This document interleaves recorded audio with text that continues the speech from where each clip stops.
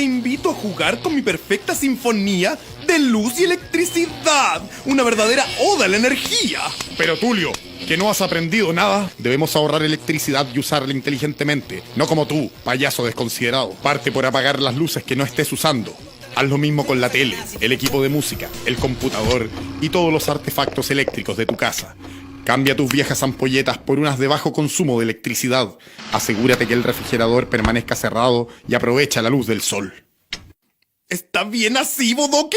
Sí, está bien. ¡Tulio, cuidado, cuidado! ¡Ey, cuidado, Tulio! ¡Tulio, cuidado!